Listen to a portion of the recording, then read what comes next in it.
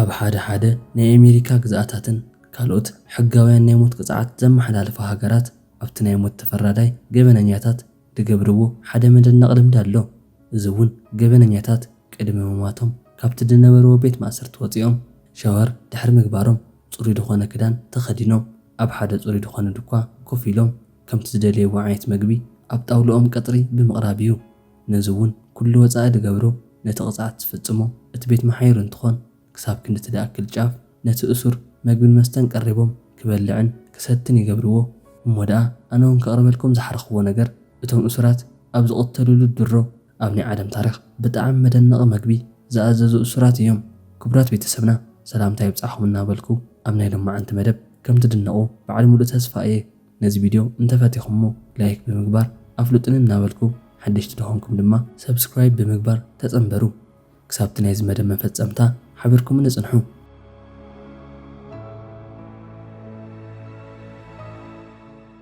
ኣብ 1963 ወዲ 28 ዕድመ ቪክተር ሆሬቬገር ብናይ ሞት ቅፅዓት ገበን ንኽቕተል እዩ ተፈሪድሉ። ኮይኑ እውን እዚ ገበነኛ እታ ናይ መወዳእታ መዓልቱ በፂሓ ቅድሚ ምሟቱ ውሕዳት ሰዓታት ንቕድሚት ከምቲ ናይ ኩሉ ሻዕ ክበልዖ ዝደልዮ ምግቢ ንኸምፅሉ ተሓተተ። እዚ ሰብ ግን ዝኣዘዞ ነገር ብጣዕሚ ብዘደንቕ ኩነታት ናይ ኣውሊዕ ፍረ እዩ ነይሩ። ከምዚ ግን ምዃኑ ሓደ ንኸመስግንዎ ሓደ ድማ ብፍላይ ናይዚ ሰብ ተሃሰይቲ ዝኾኑ ሰባት መርገምቲ ንኸብፅሕሉ ተገዲዶም እዮም። እቲ ነገር ከምዚ እዩ ነይሩ። ቬገር ነቲ ናይ ኣውሊዕ ፍረ ኣብ ጅብኡ ቐሚጥዎ እዩ ነይሩ። እሞ ደኣ ንሱ ድሕሪ ምሟቱ ሰላም ዘመላኽት ናይ ኣውሊዕ ተኽሊ ኣብቲ ልዕሊ መቓብሩ ተዘርጊፉ ይወቒሉ። እዚ ኮነ ኢሉ ዝተለመሉ እዩ ዝመስል። ኣብ ልዕሊ እቲ ሓደገኛ ዝሞተ መቓብር ብዝበቖለ ናይ ኣውሊዕ ተኽሊ ንብዙሓት ተበፃሓይ ኮይኑ እዩ። እዚ ካብቶም ብጣዕሚ ዘገርሙ ናይ ገበን ተግባራት ኣብቲ ቀዳሞት ካብ ዝተሰርዑ መንጎ ይርከብ። ብኻልእ ገጹ ንረኽቦ ብጣዕሚ መደነቒ ነገር ዘርኣየ ሮኔል ጋርድነር እዩ።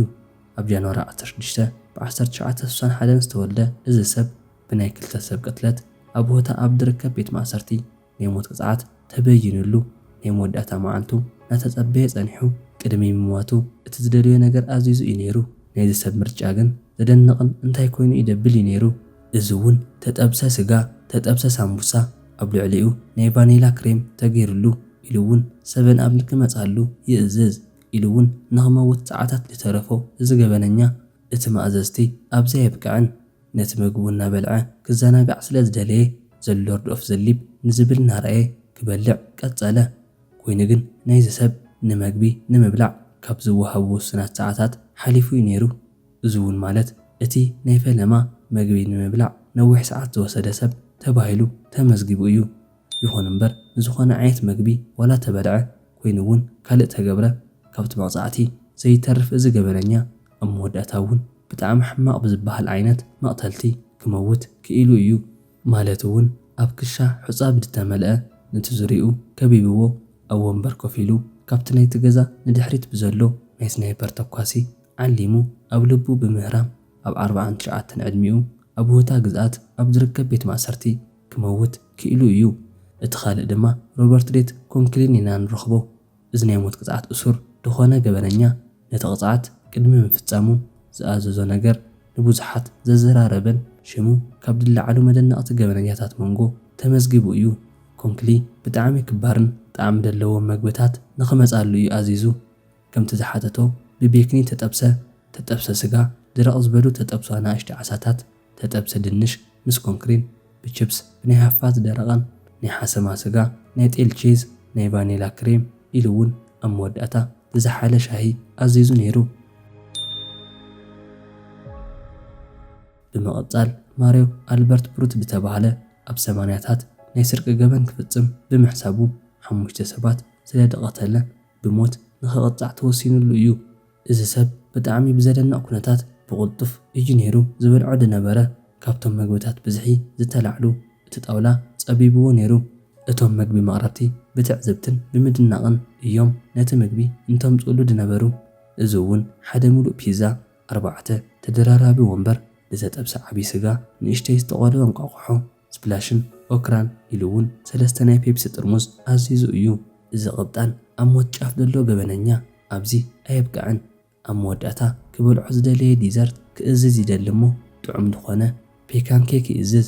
እዚ ገበነኛ ነቶም መግብታት ብስስዕን ብቕልጡፍ ካብ ዝበልዑ እሱራት መንጎ ብሕታው እዩ ነይሩ። ብኻልእ ገጹ ጄራርድ ሊሚቼል ኢና ንረኽቦ። እዚ ብጣዕሚ መደነቒ እሱር እዩ ነይሩ። ናይ መወዳእታ እውን መግቢ ንክበልዕ ዝደለዮ ኮረመለ እዩ ነይሩ። ማለት እውን ኣብ ቦርሳ ሙሉእ ኮረመለ ንኽቐርበሉ ይእዝዝ። ኣብቲ ናይ ጣውልኡ ፊት ነቲ ኮረመለ ኣቐሚጡ ክሳብ ዝመውት እናበልዖ ጸኒሑ። እዚ ሰብ ምናልባት ኣብ መወዳእታ መዓልቱ ናይ ሽኮር ዓቐኑ ልዑል ንምግባር ዝሓሰበ እዩ ዝመስል። እቲ ካልእ ድማ ብጣዕሚ ብዙሕን ልዕል ድበለ ናይ ድራር መሶብ ዝኣዘዘ ቀጻሊ ሰብ ከርእየኩም። ፒተር ጄሚኒ ይበሃል። ናይ ቴክሳስ ሓደገኛ ገበነኛ ዝነበረ እንትኾን ኣብቲ ናይ ሞቱ መዓልተ ድሮ ዝኣዘዞ መግቢ ግን ብጣዕሚ ዝተፈለዩ እዮም ነይሮም። እዚኣቶም ፍሪ ቺከን፣ ዳብል ቼዝ በርገር፣ ፒዛ ስፓጌቲ፣ ናይ ቾኮሌት ኬክ፣ ፍርቂ ድማ ናይ ቫኒላ ኬክ ኢሉ እውን ኩኪስን ኣይስክሬምን ፍሩት ኬክን እዮም። ኣብዚ ኣየብቅዐን ዝስተይ እውን ይእዝዝ። እዚ ግን ብጣዕሚ መስሓቃይን መደነቕን ነይሩ። ምክንያቱ እውን ዝኣዘዞ ካብ ኩሎም ናይ መስተ ዓይነታት እዮም ነይሮም። ማለት እውን 2 ፔፕሲ፣ 2 ቢራ፣ ናይ ኣራንሺ ጁስ፣ 2 ኮካ እዮም ነይሮም። እዚ ገበነኛ ካብ ዘደንቕ ኣብ ቅድሚት ዝተገብረ ሰብ እዩ። እቲ ካልእ ካብ ዝቐተሉ ገበነኛታት ሰባት እቲ ሓደ ዝኾነ ቀታሊ ጆዌን ጊሲ ኢና ንረኽቦ።